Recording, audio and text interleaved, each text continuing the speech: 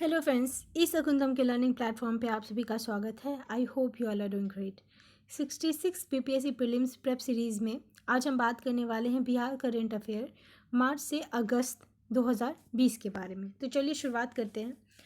बिहार और त्रिपुरा के पूर्व राज्यपाल देवानंद गोवर का निधन हो गया। ये कांग्रेस पार्टी के सदस्य थे। ये बिहार के गवर्नर थे 2009 से 2013 तक। तो ये इतना ही है कि ये बिहार के गवर्नर थे, पूर्व गवर्नर थे, और ये 2009 से 2013 के बीच में बिहार के गवर्नर थे। नेक्स्ट, इंडिया पोस्ट और बिहार हॉर्टिकल्चर डिपार्टमेंट के बीच में एक पार्टनरशिप हुई है ताकि वो लोगों के डोर स्टेप तक शाही लीची और जर्दालू आम पहुंचा सके। तो ये मामला है मई का, जब लॉकडाउन चल रहा था, और इस टाइम पे डिपार्टमेंट ऑफ पोस्ट और जो कि गवर्नमेंट ऑफ इंडिया के अंतर्गत आता है, एंड डिपार्टमेंट ऑफ हॉर्टिकल्चर जो कि गवर्नमेंट ऑफ बिहार के अंतर्गत आता है, इनके बीच में पार्टनरशिप हुई ताकि लोगों के घर तक शाही लीची और जर्दालू आम की जो आपूर्ति है वो की जा सके। तो इंडिया पोस्ट इसीलिए क्योंकि इनका जो डिलीवरी मैकेनिज़्म है इसका हम उपयोग कर सकते हैं, और शाही लीची क्योंकि हॉर्टिकल्चर का ये पार्ट आता है, तो इसलिए बिहार का हॉर्टिकल्चर डिपार्टमेंट। तो कुछ चीज़ें हम बात कर लेते हैं शाही लीची और जर्दालू आम के बारे में, क्योंकि दोनों को जीआई टैग मिला हुआ है। तो शाही लीची कहाँ का है? मुजफ्फरपुर का है, और इसको जीआई टैग इसलिए मिला हुआ है क्योंकि इसका जो फ्रेगनेंस है, जो इसका सुगंध है, वो बहुत ही यूनिक है, और इसका जो छिलका होता है, इसका जो गुद्दा होता है, वो बहुत ही ज़्यादा जूसी होता है। बीज जो होता है बीज का, वो बहुत ही पतला होता है। तो सीड जो है वो बहुत स्मॉल होता है, गुद्दा जो पल्प होता है वो ज़्यादा होता है। जर्दालू आम की बात करें तो इसको भी जीआई टैग मिला है कतरनी जो चावल होता है, जो धान होता है उसके साथ, और मघी पान, इस सबको मिला था GI tag in the year 2018। तो 2018 में ही शाही लीची को भी मिला था, जर्दालू आम को भी, कतरनी राइस को भी, और मघी पान को भी। जर्दालू आम जो है ये भागलपुर से है, और ये इसलिए फेमस है क्योंकि इसका जो छिलका होता है भारी, वो बहुत ही पतला होता है, और इसमें एक अलग तरह का सुगंध होता है।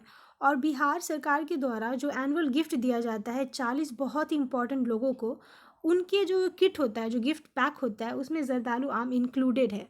और ये जो मोस्ट इंपॉर्टेंट पीपल हैं, वीवीआईपी, इसमें आते हैं प्रेसिडेंट ऑफ इंडिया और प्राइम मिनिस्टर।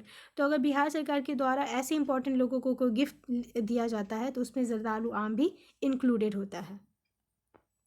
नेक्स्ट, एक रैंक जारी की गई है नीति आयोग के द्वारा, delta ranking for aspirational district for the period of February to June 2020।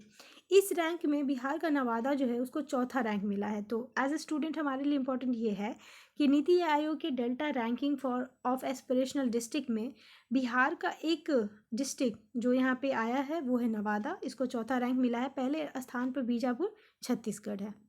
तो ये जो रैंकिंग है वो किसके द्वारा रिलीज़ की जाती है? नीति आयोग। बिहार के कौन से डिस्ट्रिक्ट को यहाँ पे रैंक मिला है? नवादा को। कौन से पोजीशन पे? चौथी पोजीशन पे। नेक्स्ट, नितिन गडकरी जो कि union minister for rail transport, highways and MSMEs हैं, उन्होंने वर्चुअली इनॉग्रेट किया है up stream carriage way of Mahatma Gandhi bridge इन बिहार। तो ये जो अप स्ट्रीम कैरेज वे है, ये इंडिया का पहला ऐसा ब्रिज होने वाला है जिसमें मॉडर्न टेक्नोलॉजी का यूज़ करके इसको रेनोवेट किया गया, महात्मा गांधी ब्रिज को। इसके रेनोवेशन में 1742 करोड़ का जो है वो खर्च आया है। और ये जो NH-19 है बिटवीन पटना एंड हाजीपुर, ये जो NH होते हैं वो बहुत इंपॉर्टेंट होते हैं। अगर आप बीपीएससी दे रहे हैं तो 63rd में उन्होंने NH से संबंधित सवाल पूछा था। तो NH-13 किसके बीच में है? पटना और हाजीपुर के बीच में है। यहीं पे इस महात्मा गांधी ब्रिज को जो है वो रेनोवेट किया गया है। ये इंडिया में पहला ऐसा ब्रिज है जो कि मॉडर्न टेक्नोलॉजी के थ्रू इसका जो ऑलरेडी एग्जिस्टिंग स्ट्रक्चर है उसको इम्प्रूव करने का प्रयास किया गया है।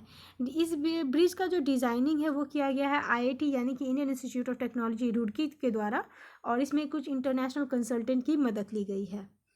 नेक्स्ट, रमेश पोखरियाल जो कि हमारे एजुकेशन मिनिस्टर हैं,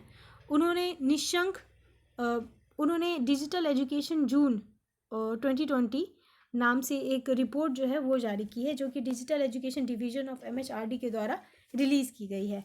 इसमें ये बताया गया है कि during the period of lockdown कितने सारे मोबाइल ऐप के थ्रू एजुकेशन प्रोवाइड की जा रही है। तो ये यहाँ पे इम्पॉर्टेंट है कि बिहार में जो भी ऐप अवेलेबल हैं फॉर एजुकेशन, उसका ये नाम है विद्या वाहिनी ऐप, छात्रों के लिए मेरा मोबाइल मेरा विद्यालय, और उन्नयन बिहार टीचर ऐप। तो ये सारे जो ऐप्स हैं वो बिहार सरकार के द्वारा लॉन्च किए गए हैं during this lockdown period to provide digital education. कौन कौन से ऐप हैं? विद्या वाहिनी ऐप, छात्रों के लिए मेरा मोबाइल मेरा विद्यालय, और for teachers Unnayan Bihar teacher app.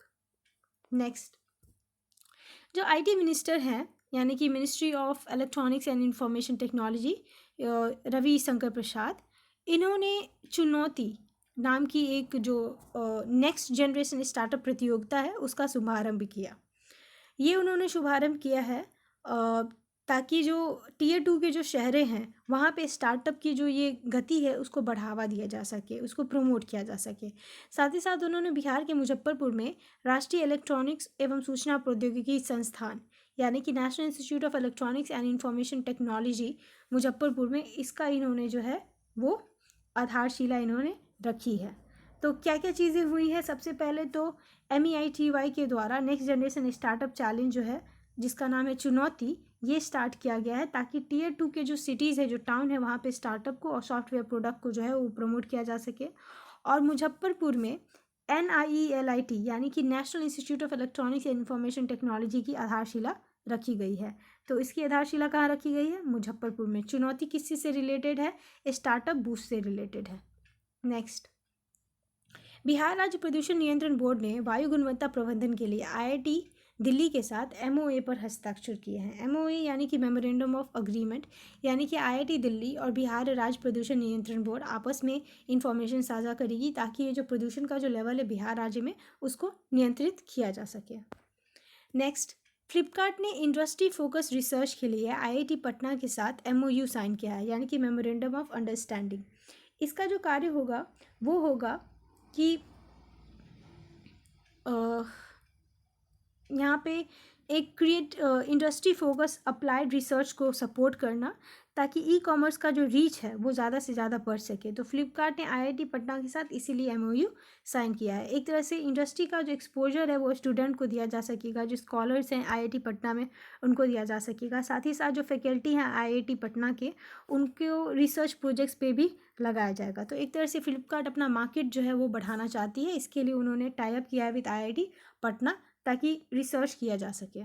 Next, Bihar के मुख्यमंत्री नीतीश कुमार जी ने 2 अगस्त 2020 को बिहार विधानसभा अध्यक्ष विजय कुमार चौधरी, तो बिहार विधानसभा के अध्यक्ष कौन है? विजय कुमार चौधरी जी हैं। इनके द्वारा लिखी गई पुस्तक है सियासत में सदस्यता, इसको उन्होंने विमोचन किया। तो सबसे पहले तो सियासत में सदस्यता किसके द्वारा लिखी गई है? ये लिखी गई है स्टेट असेंबली के स्पीकर विजय कुमार चौधरी के द्वारा।